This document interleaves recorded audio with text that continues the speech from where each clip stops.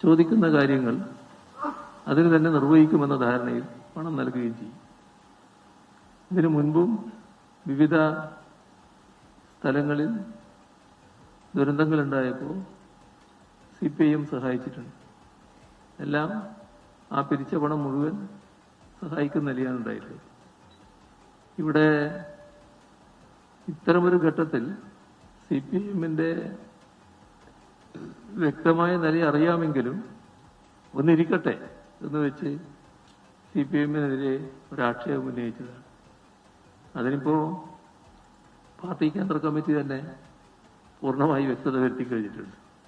ആർക്കും സംശയമില്ലാത്തൊരു കാര്യമാണ്.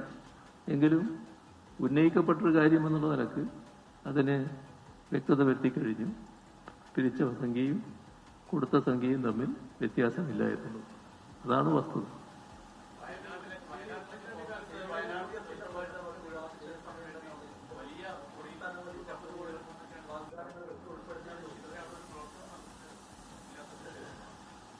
അല്ല, അതൊക്കെ ഇപ്പൊ എല്ലാവർക്കും അറിയാവുന്ന കാര്യമല്ലേ. നമ്മുടെ വയനാട് ദുരന്തത്തിന്റെ ഭാഗമായി അവിടെ വീടുകൾ നിർമ്മിച്ച് നൽകുക എന്നുള്ളത് നമ്മളെല്ലാവരും കണ്ട കാര്യമാണ്.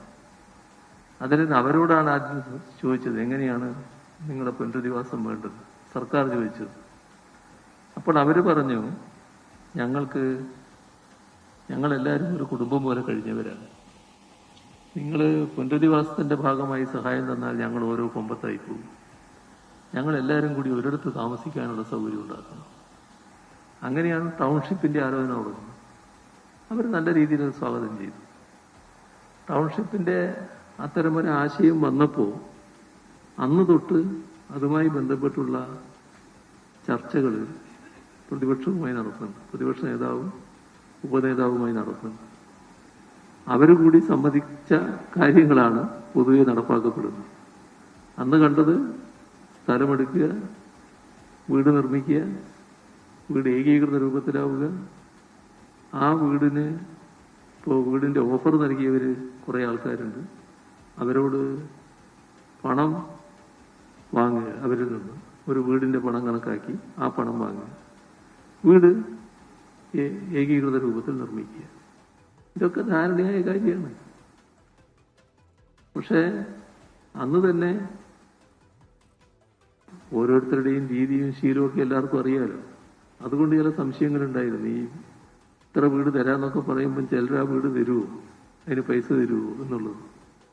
അതുകൊണ്ട് ഒരു കാര്യം വ്യക്തമാക്കിയിരുന്നു, ഈ ആര് പൈസ തന്നാലും തന്നില്ലെങ്കിലും ഈ കുടുംബങ്ങൾക്ക് വീട് നിർമ്മിച്ച് നൽകുക എന്നുള്ളത് സർക്കാരിന്റെ ബാധ്യതയാണ്. അത് സർക്കാർ നിറവേറ്റുക തന്നെ ചെയ്യും.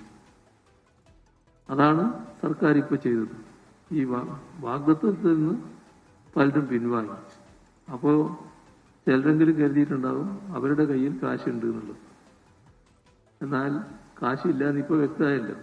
എവിടെയും കാശില്ലാന്നല്ലേ വന്നത്. കണക്ക് എവിടെയെന്ന് ചോദിക്കുമ്പോൾ ആ കണക്ക് പറയാനില്ലല്ലോ. ഇപ്പോഴും വ്യക്തത വരുന്നില്ലല്ലോ. എവിടെയും ആ പണമില്ലല്ലോ. അപ്പൊ അതൊരു ഇതുപോലൊരു കാര്യത്തിൽ അതീവ ഗൗരവമായി കാണേണ്ട കാര്യമാണ്. ഇപ്പം മാത്രമല്ല, നാളെയും അത് ഗൗരവമായി കാണേണ്ടതാണ്. ഇതുപോലുള്ള ദുരന്തഘട്ടത്തിൽ ഇത്തരം പിരിവുകൾ നടത്തി അത് മറ്റു വഴിക്ക് സ്വന്തം കാര്യത്തിന് അല്ലെങ്കിൽ തെറ്റായ രീതിയിൽ ഉപയോഗിക്കുന്നത് ശരിയാണോ, അതിനെന്ത് നടപടി സ്വീകരിക്കാൻ കഴിയും, ഭാവിയിലും ആലോചിക്കേണ്ട ഒരു വിഷയമായിരിക്കും അത്. ഇതിപ്പോൾ വളരെ കടന്നുപോയത് കൊണ്ട് നമുക്ക് ഇവിടെ നിർത്താൻ തോന്നും. ബാക്കി പിന്നീടാകാം.